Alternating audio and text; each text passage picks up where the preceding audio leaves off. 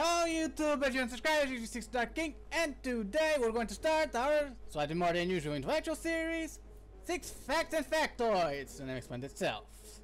So, today, Warhammer 40K.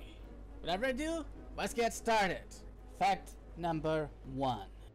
Warhammer 40K may be the main flagship titles of Games Workshop nowadays, but 10 years before that, the original Warhammer, the fantasy universe, came along.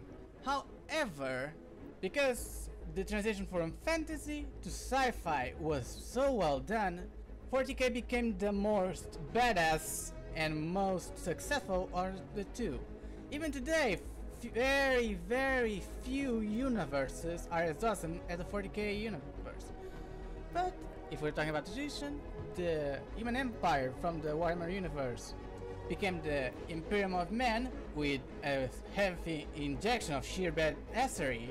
In the 40K universe, the Elf became more ancient, more wise, more depraved, both of the sides, with a couple more strict, and became the Eldar. Chaos gained a heavy duty injection of tech, more badassery, more demon types, and, well, became the Chaos we know and hate today in the 40K universe. Or love, depends on you. The Orcs became more fun. That's it. They became the Space Orcs, now there are more of them, and they're more fun. Many of the other minor races of the Warhammer universe, such as the Beastmen and Wizardmen, became human species in the Imperium, and we also have the Tau and the Necrons, for some more fun in the fray. The last two had no representation in the original Warhammer universe. Fun fact in it of itself. Fact 2.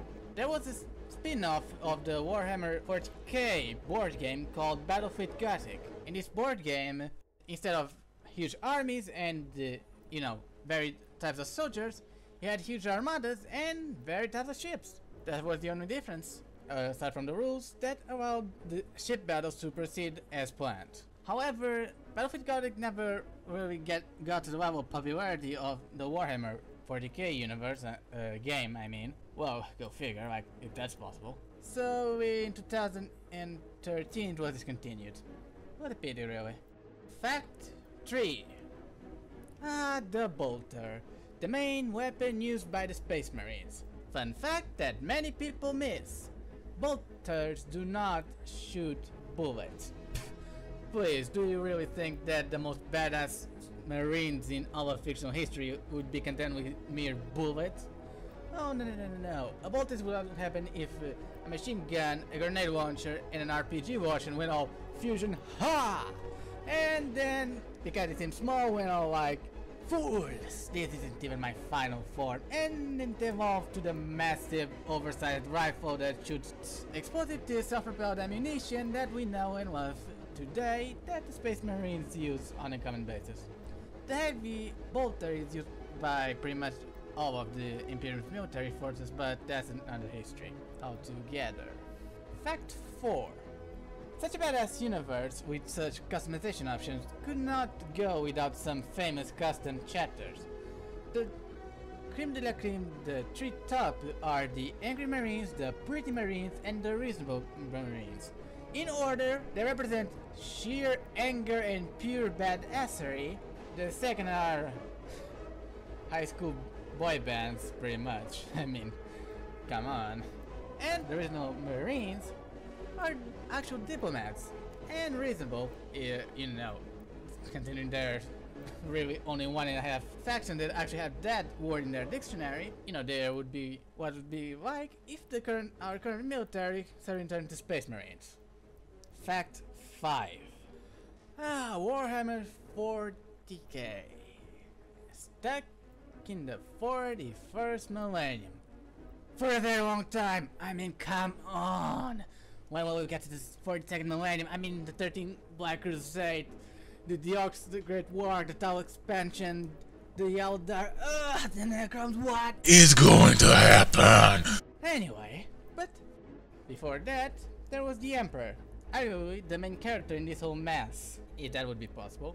But where did he come from? Well, he was born in Earth, now in the 40K universe known as Terra, in central Turkey, in what would be almost 49,000 years ago. Basically the 8th millennium BC. He's been the guardian of mankind, and has been shouting from the sides ever since he was created by the shaman who committed mass suicide so that they could combine their souls into one immortal superhuman. And he succeeded! Up until the 25th millennium, when the Age of Strife came, and it called the Age of Strife because, well, there was a lot of strife and war and just unpleasantries in general. It wasn't braided. That also taught the Emperor that screaming from the sidelines clearly wasn't working, so he revealed himself to humanity and decided to begin the Great Crusade to reunite all of mankind under the Imperial Mage rule. All was going well until the Horus Heresy, where he was, well, critically injured, near death, lost an arm, his insides got turned too much, so he wasn't turned to the Golden Throne, which has been sustaining his life force for the past 10,000 years. However, the Gold Mechanicum no longer had the ability to maintain it, so he's going to die soon if nothing is done. And is that going to happen or not? I mean, what is going to happen? Fact 6. Warhammer 40K has cat girls and cat boys. No, don't go anywhere, I'm not kidding. I wish. The arguably most badass universe in fictional history has cat girls and cat boys. They're called the Factoids, or however you pronounce it, and they are in the planet Carlos McNeil, or however you pronounce it, and that's about it. I'm not kidding, that's all the information we have about the Factoids. We don't even know if they're cat girls anime style or furies, you know, western style. We know that they were created by splicing feline genes into a human population, and the more than likely explanation is that during the dark age of technology, we did that because we were the brave, we could do it, and let's face it, we're going to start doing that in real life in a couple of decades. Anyway, people, hope you enjoyed that, and thanks for watching.